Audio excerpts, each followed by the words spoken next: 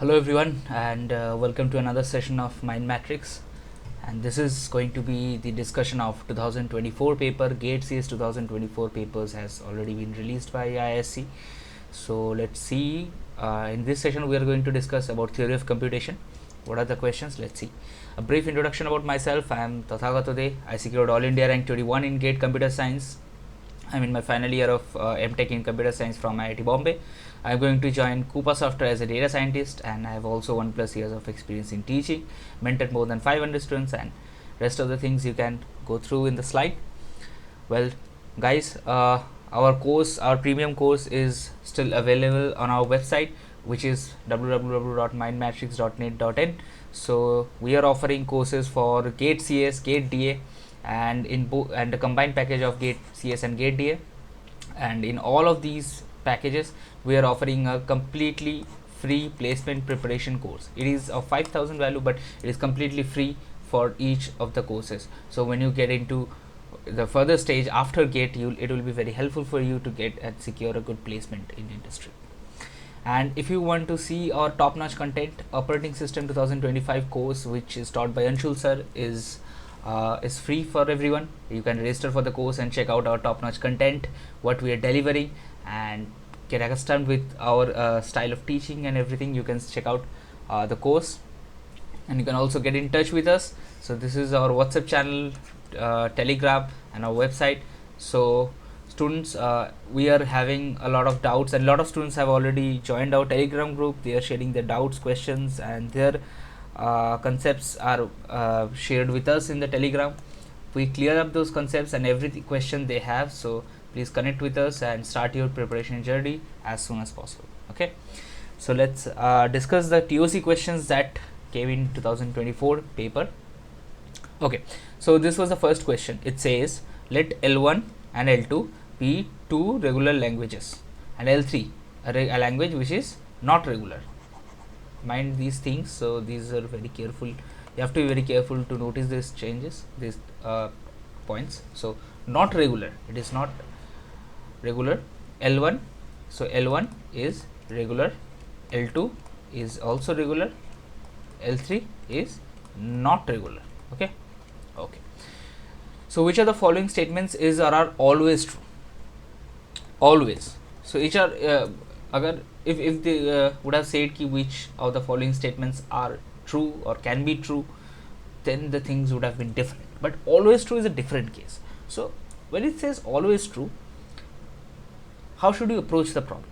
First of you must remember that they are asking for always true means if you can find one instance, one example where the option is false basically, or doesn't follow, so that will be your case. You can decide on that. Okay, so you should take a negation approach in this case. So first it says L1 equals to L2 if and only if L1 intersection L2 complement equals to 5. First of all, let me just tell you what if and only if means. So let's see, P if and only if Q. It means P implies Q and Q implies P, right? These two things. So here it says this if and only if this. I can, so if this is P and this is Q, I can decide that this is AND, right? So if this is false or any of these two propositions are false, then this statement is also false, right?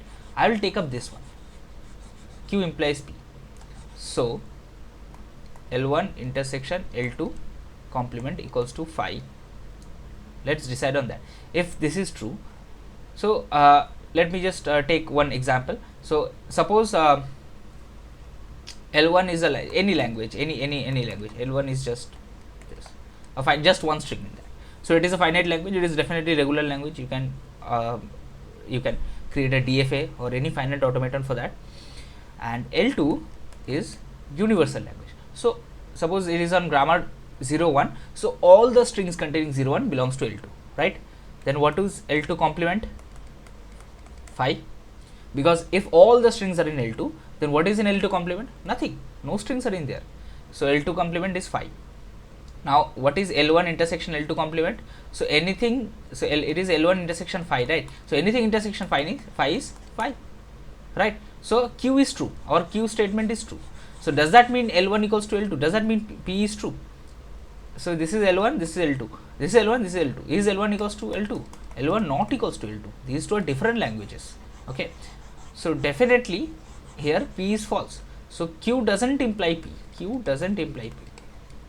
That means this whole statement is false, right? This whole statement is false. Okay, this is false. Let's talk on the about the next one. L1 union L3 is not regular. I'll just give you a quick example. So L1 is regular, it says. So I am taking L1 equals to universal language. So what is L1 union L3? L3 is not regular. It says not regular. Doesn't matter. Whatever it is, it just doesn't concern us. Okay. So we just know that L1 is universal language. So anything intersection universal L3 intersection universal language is universal language. If all the strings are already in L1, then it doesn't matter what strings are in L3. Union with all the strings is all the strings. So it is equals to L1, which is a regular language. L1 is a regular language. So universal language is also a regular language. So here the state L1 union L3 is regular, but the option says not regular. So this is also a false statement. This is cannot be justified. Okay. Now it says L3 complement is not regular. Let me just tell you. So this is regular. So if this is regular, here is L1, here is L2, here is L3. Now suppose a language L is in regular. So L complement, basic closure property. Where should be L complement? L complement is also regular, right? Now if I think that no, L3 complement is regular. So what is L3 complement's complement? It has to be regular because L3 complement is regular, so its complement is also regular. So, and what is L3 complement's complement? So there are strings in L3. So all the other strings which are not in L3 are in L3 complement, and all the strings that are not in L3 complement are in L3. So this is L3 basically, and it says L3 equals to regular. Is L3 regular? No, L3 is not regular. So it is proven by contradiction. It is the method of contradiction which says that L3 complement is not regular. So this is true. This is true. And the last one, L1 complement union L2 complement. So if L1 is regular, basic closure property says L1 complement is also regular. If L2 is regular, L2 complement is also regular. Then L1 complement union L2 complement, union of two regular languages are also regular. So this is also true. Answer is C, D. Moving to the next one. Okay, so consider a 5-state DFA M accepting the language LM, which is a subset of 0, 1 whole star, 0 plus 1 whole star. Okay, shown below. For any string W belongs to 0, 1 plus 1 whole star, for any string in that belongs to 0 plus 1 whole star, N0W will be the number of zeros in W, N1W will be the number of ones in W. Which of the following statements is or are false? Is or are false? Okay. Okay. So comparing in these things, so D is very easy to prove. Let me just get a bigger picture, and it says D says any string W with N0 of W equals to N1 of W is in LM. Let's try to disprove that. So we want strings of this, right? So what are these strings? 0, 1, 0, 0, 1, 1, 0, 0, 0, 1, 1, 1, 0, 0, 0, 0, 1, 1, 1, 1. Let's try to figure out. So what is 0, 1? 0, how should we proceed? This is the start state. So how I will just change the color for your better understanding. I know yellow color is very weird to figure out. Sorry, I guess this is not working. Yeah. So yeah. So this is the start state. Okay. So let's try to proceed with 0, 1. So 0, 1. It came to a finite state. Fine. 0, 1 will be accepted. 0, 0, 1, 1. No way to go in this way, in the downward direction. No way to go here with 0. So we have to go in this section. 0, 0. Then say we want 1, 1. 1, 1. Yeah, it comes back to this again. then 0, 0, 0, 3 zeros. In the third 0, we already came back to the finite section. Now it says 1, 1, 1. So when we already are coming to the finite section, then it goes to 1, 1 and 1 again here. Now it falls into loop, because you see here 0, 0, and with the third 0 it comes back to this, and here with 1, 1, with the third one it comes back to the final state, the finite accepting state. And what are the here with 0, what are the ones in between? So after 1 0, if 1 comes, go to the final state. After 2 zeros, if 1 comes, then go here. If another 1 comes, go here. Or if 0 comes. So what is basically these states are doing here? It is very easy to understand. Okay. So if we start here, so how should we see the number of zeros? N0 equals to N1 plus 1. If I write this way, here and here also N0 0, 0, N0 equals to N1 plus 2. Okay, N1 plus 2, and here N0 equals to N1. Same here, N0 equals to N1 minus 1, N0 equals to N1 minus 2. So what is 1 and 2? The remainders when we divide with 3, and with the third transition, it comes to the final state. So we can never create a string like that. Always a string with equal number of zeros and 1 will be accepted with this automaton. So for sure this is right, but the question says which other statements are false. You have to be very careful about these. Okay, so this is definitely true. Coming to these three. Okay, let's see. States 2 and 4 are distinguishable in n. Is it? Let's check out if 2 and 4 are distinguishable in n. How do you distinguish two states? Guys. Okay, so basically LM is the language which is accepted by this machine. This is M, right? LM is the language which is accepted by this machine. So in this set of LM, if there are strings which has like let me talk about strings set 2 and 4. Okay, so with 2, can I write that S2 plus 1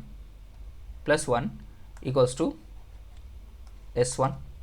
So S2, it was in S2, then a 1 comes, it goes into S1. Is it right? Yes, it is right. For 4, can I write that S4 plus 0 equals to S1. See, all the strings which are in LM must end in S1, right? Because S1 is the only accepting state. So it has to come to S1 at the end. So when it comes to the end, from S2 it takes a 1, from S4 it takes a 0. And if we just rotate the things, like if from S4 it goes to S5 and then 1, 1. So from S2 also, in some way you cannot match those strings which takes the same transition from these two states. So they are not, they are distinguishable. So we can separate these two states very carefully. So there are strings which take a separate transition to be accepted in LM from these two separate states. That is why it is distinguishable.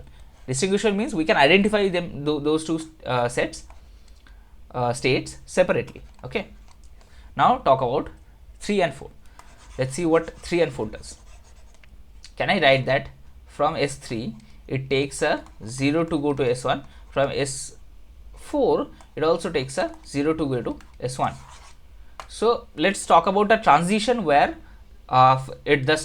strings were in S3 and S4 and the 0 transition comes, they both get accepted, right? They both get accepted. And also like in the other way, from here if I take from S3, I can also write 1, 1 equals to S1. From S4 also, if I go this way, 1, 1 equals to S1. So from either way, when the strings in the derivation tree were in S3 or S4 state, they take the same transition, the same set of transitions to be accepted to get into the final state. That is why these two states are not distinguishable properly. In the derivation tree, you cannot identify the set of transition where the two states can be separated. That is why they are not distinguishable, and it says it is distinguishable, so hence it is false. Then state 2 and 5. I hope you already by now already got the idea how to measure the distinguishability or separate the states, right?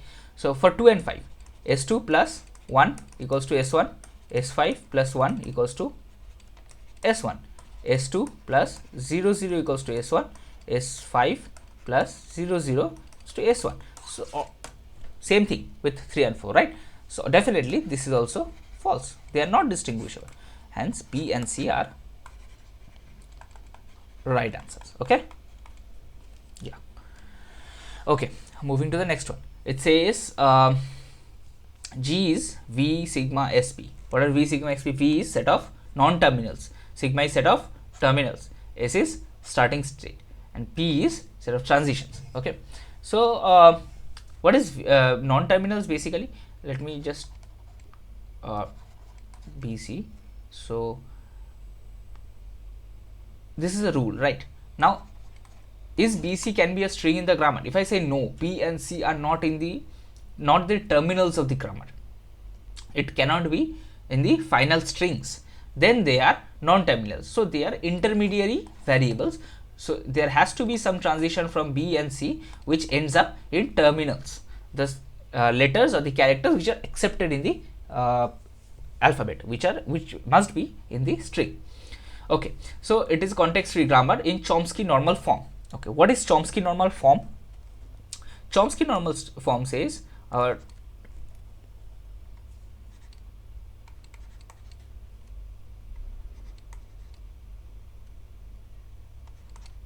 this is the Chomsky normal form where V, V1, V2 are belongs to this set of non-terminals, and T belongs to the set of terminals. Okay, so this is Chomsky normal form. So it has to be one non-terminal moving ahead to two non-terminals and one non-terminal to a terminal.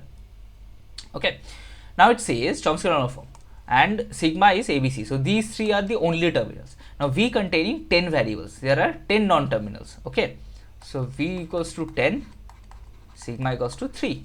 Okay, so 10 variable symbols including the start symbol S. So it includes the S start symbol. Okay, the string W equals to A30, B30, A to the power 30, B to the power 30, and C to the power 30 is derived from S. The number of steps, application of rules in the derivation. What does this mean? This means W may not be directly derived from S, so there can be intermediate steps, W, but it will eventually be derived. So all these intermediate steps is converted into this. Okay, this is the meaning of this symbol. Okay, so what is the number of steps it can be achieved? Okay, so say I'll just add this. So suppose V to VV. So we want a string of n characters. Okay, a string of length n. So from one terminal it goes to one terminal it goes to two non-terminals. So either we can directly replace them with terminals, so we'll get a string of length 2, but we want a string of, suppose n equals to 5 right now. So how many steps do we require? Now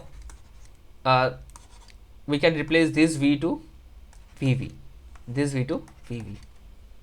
Okay, so one step at a time. Fine. So V2, V1, V2, and V1 to V3, V4, and then V2. Then we convert V2 to V3, V4, V5, V6, and then we convert V3. So V7, V8, V4, V5, V6. So how many transition it required? 1, 2, 3, 4. Four transition it required. So from 1 it got 2. From 2 it got went to 3. From 3 it went to 4. So to get we start from 1. We want to go till 5. So there has to be 5 symbols in the transition, right? So from 1 to 5, how many? And it increases exactly one length in each transition, because the basic rule of Chomsky, the V to VV. So from one non-terminal it has to go to only two non-terminals, not 3, not 1, just 2 non-terminals. Okay. So we are starting from just length 1, we want to go to length 5. So how many transitions we require? 4. In each step it will increase to increase by just 1 to 2, 2 to 3, 3 to 4, 4 to 5. So 4 transition. Now we have 5 non-terminals, but we want terminals to get a string. Now there is another rule, as I said, V to T. So one non-terminal to exactly one terminal. Now apply that rule for each 5 of them. So how many rules are there? 5, and here 4. So 4 plus 5 equals to 9. So the basic rule of Chomsky, this Chomsky normal form CNF is that to get a string of length n, we need 2n minus 1 steps. 2n minus 1 steps. Remember guys, I am not writing down every information. So as I just said that 2n minus steps required to get a string of length n. I'm just saying these things and writing down the symbol. You must take proper notes and write down everything. Okay. Yeah. So 2n minus 1 steps. Hey, now come here. So what is W? W is A30, B30, C to the power 30. So what is the length of W? 30 into 3 equals to 90. Length 90. N equals to 90. So what will be the number of steps? 2 into 90 minus 1. 180 minus 1. 179. 179 ways in the derivation tree. Simple. Answer is 179. Okay. Okay. The next one. Consider the following two regular expressions over the alphabet. R equals to 0 star plus 1 star. S equals to 0 1 star plus 1 0 star. The total number of strings of length less than or equal to 5, which are neither in R nor in S, is. Okay, let's just see what strings are in R and what strings are in S. R, S. Let's see. Of length 1. Of length 1. How many strings are there? From R, we can only have 0 and 1. From S, we also can have just one star, right? So put no ones in that. Star is basically any number of times, also can be 0 number of times. So we are not taking any one. Just 0 will come here, just 1 will come from here. Okay. Now of length 2. So this is 0 0 1 1. From here 0 1 1 0. Of length 3. This is 0 0 0 1 1 1. This is 0 1 1 1 0 0. Of length 4. Of length 4, 0 0 0 0 and 1 1 1 1. 0 1 1 1 1 0 0 0. Simple. 1 1 1 1 1 0 1 1 1 1 1 0 0 0 0. How many strings are there? How many unique strings? Let's calculate. Okay, how many unique strings? So R union S will be, so what will be? So there are okay, so neither in R nor in S. Okay, we'll just see. How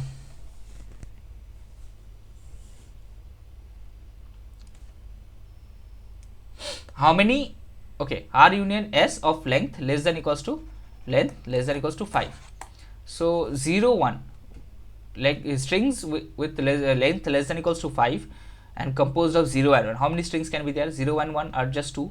So how many strings can be there of length 5?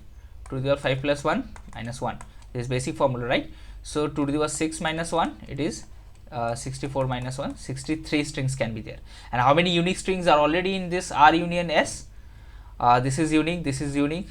So 2, 3, 4, 5, 6, 7, 8, 9, 10, 11, 12, 13, 14, 15, 16. These two are 10. So 17, 18. No need to calculate. It just comes 80 and epsilon. This is null string. Null string will be both of the no, it will not be in S, but it will be in R. So null string is there. So total 19 strings are there. So 63 can be in total, 19 already in R union S. How much left? 44. Answer is 44. Okay. Okay. So these 4 questions came in set 1 of TOC in 2024 CS paper, and we just solved some of them, all of them actually, all the TOC questions. I hope you got that. And for similar top-notch content, please join us. Please get in touch with us in our WhatsApp channel or Telegram group, and you have already known our website mindmatrix.net.in. You can check out our premium courses, register for operating system course, and there are other opportunities also. Please find that out. Okay, thank you.